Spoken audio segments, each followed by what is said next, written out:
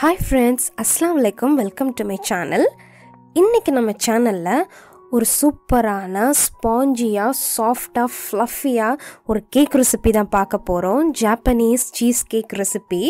வீடியோக்குள்ள போறதுக்கு முன்னாடி என்னோட சேனலை நீங்க புதுசா பார்க்கறீங்களா? அப்ப மறக்காம subscribe பண்ணிக்கோங்க. பக்கத்துல இருக்கிற பெல் ஐகானையும் மறக்காம கிளிக் பண்ணிக்கோங்க. அப்பதான் நான் போடுற வீடியோஸ் எல்லாமே உங்களுக்கு நோட்டிஃபிகேஷன்ஸ்ல வரும். இப்போ வாங்க நம்ம வீடியோக்குள்ள போலாம். முதல்ல ஒரு பவுல் வந்து எடுத்துக்கோங்க. இதில் வந்து ஒரு 120 கிராம் அளவுக்கு க்ரீம் சீஸ் வந்து எடுத்துக்கலாம். இது கூட ஒரு 25 கிராம் அளவுக்கு unsalted பட்டர் வந்து ரூம் டெம்பரேச்சர்லேயே இருக்கணும். முதலே வந்துட்டு ஒரு அரை மணி நேரத்துக்கு முன்னாடி ஃப்ரிட்ஜில் இருந்து எடுத்து வெளியில் வச்சுடுங்க.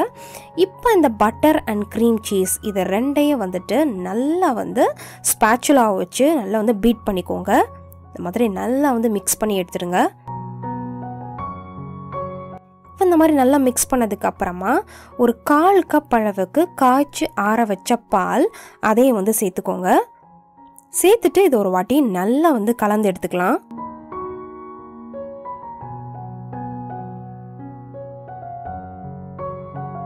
இப்போ இந்த மாதிரி நல்லா மிக்ஸ் பண்ணி எடுத்ததுக்கு அப்புறமா இதை வந்து ப்ரீ பாய்லர் ப்ராசஸில் இதை வந்து நல்லா வந்து நம்ம வந்து மெல்ட் பண்ண போகிறோம். அதுக்கு கீழே ஒரு பாத்திரத்தில் கொஞ்சமாக வந்து தண்ணி வச்சுட்டு அது வந்து ஒரு மீடியம் ஃப்ளேமில் வச்சுக்கோங்க. லோ டு மீடியம் ஃப்ளேமில் வச்சுக்கோங்க. அதில் இந்த மாதிரி இதுக்கு மேலே இந்த பவுலை வச்சுட்டு இதை வந்து நல்லா மிக்ஸ் பண்ணிக்கோங்க. நம்ம சாக்லேட்லாம் மெல்ட் பண்ணுவோம்ல அந்த மாதிரி.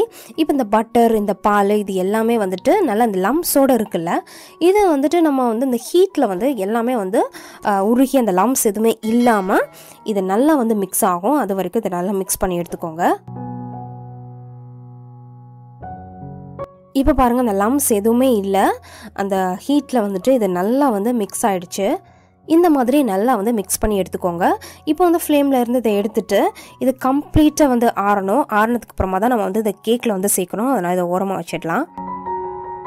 இப்போ ஒரு பவுல் எடுத்துக்கோங்க. இதில் முதல்ல 3 முட்டையோட வெள்ளைக்கருவை வந்து ஃபஸ்ட்டு சேர்த்துக்கலாம்.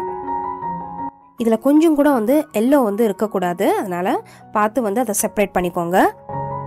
இப்போ நான் வந்து ஒரு எலக்ட்ரிக் பீட்டர் வச்சுட்டு இதை நல்லா வந்து ஃப்ளஃபியாக வந்து பீட் பண்ணி எடுத்துக்க போகிறேன். நீங்கள் வந்து ஹேண்ட் விஸ்க் இருந்தால் அதை வச்சு நல்லா வந்து பீட் பண்ணிக்கோங்க. கொஞ்சம் டைம் எடுக்கும், ஆனால் நீங்கள் வந்து இதே மாதிரி வந்து பீட் பண்ணலாம்.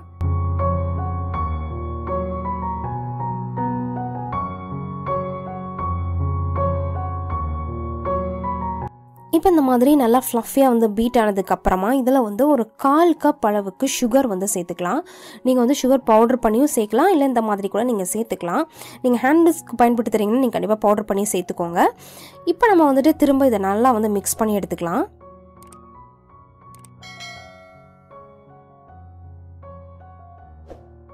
இப்போ சுகர் நல்லா டிசால்வ் ஆயிடுச்சு. நம்மளோட இந்த எக் ஒயிட்டும் வந்து ரெடி ஆயிடுச்சு.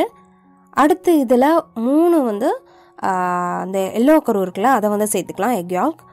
அது கூட கொஞ்சமாக வந்து வெனிலா எசன்ஸ் சேர்த்துட்டு திரும்ப வந்து நல்லா வந்து பீட் பண்ணிக்கோங்க. அடுத்து அங்கே வந்து நம்ம வந்து க்ரீம் சீஸ் மில்க்லாம் போட்டு நல்லா வந்து ஆற வச்சுருந்தோம்ல அதை வந்து இதில் சேர்த்துக்கோங்க. சேர்த்துட்டு ஒரு வாட்டி வந்து மிக்ஸ் பண்ணி விட்டுருங்க.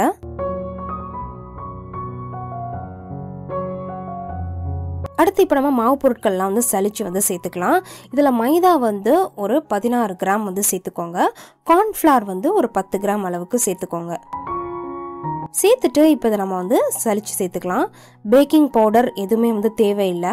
இப்போ இதை சேர்த்துட்டு ஒரு வாட்டி நல்லா வந்து மிக்ஸ் பண்ணிக்கோங்க.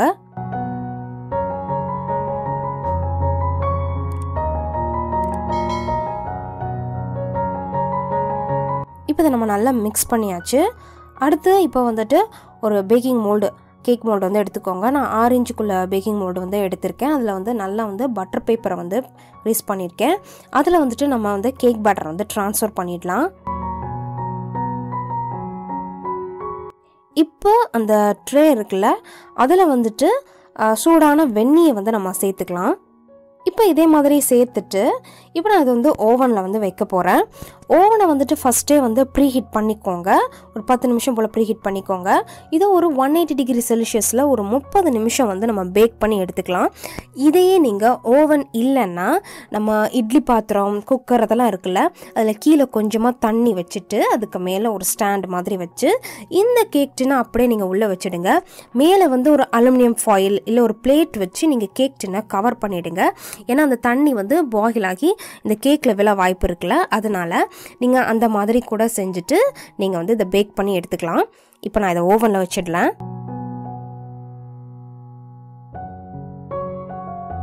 இப்போ ஒரு 30 நிமிஷம் போல் ஆயிடுச்சு. பாருங்கள், நம்மளோட கேக் வந்து சூப்பராக வந்து பேக் ஆகிருக்கு. இது வந்து கம்ப்ளீட்டாக வந்து ஆறணும். ஆறுனதுக்கப்புறமா இதில் வந்து நம்ம அன்மோல்டு பண்ணிடலாம். ப்ளீஸ் அந்த மாதிரி டேப் பண்ணிக்கலாம். இப்போ இது கொஞ்சமாக ஆறிடுச்சு. இதிலேருந்து அப்படியே வந்துட்டு நம்ம அந்த பட்டர் பேப்பர் எல்லாத்தையும் வந்து இதிலேருந்து எடுத்துடலாம்.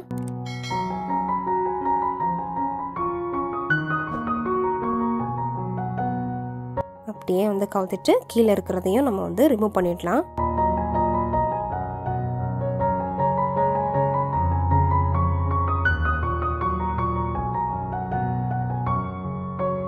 பாருங்க, சூப்பராக இருக்குது இதிலே பார்க்குறதுக்கு. இப்போ இதை அப்படியே வந்து பிளேட்டுக்கு ட்ரான்ஸ்ஃபர் பண்ணிடலாம். பாருங்க, நம்மளோட சூப்பரான ஜாப்பனீஸ் சீஸ் கேக் பார்க்குறதுக்கு எவ்வளோ அழகாக இருக்குன்னு. இப்போ நம்ம இதை கட் பண்ணிடலாம்.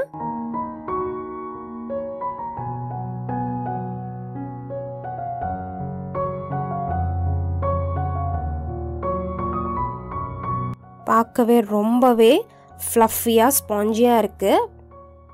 பர்ஃபெக்டாக வந்து பேக் ஆகிருக்கு.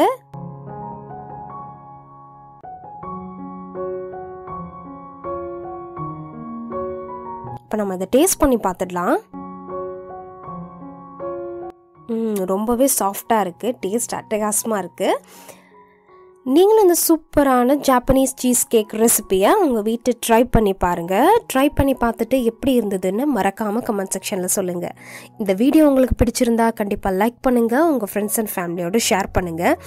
சேனல் இன்னும் நீங்கள் சப்ஸ்கிரைப் பண்ணலன்னா கண்டிப்பாக சப்ஸ்கிரைப் பண்ணிக்கோங்க. பக்கத்தில் இருக்கிற பெல் ஐக்கானையும் மறக்காமல் கிளிக் பண்ணிக்கோங்க. அப்போ தான் நான் போடுற வீடியோஸ் எல்லாமே உங்களுக்கு நோட்டிஃபிகேஷன்ஸில் வரும்.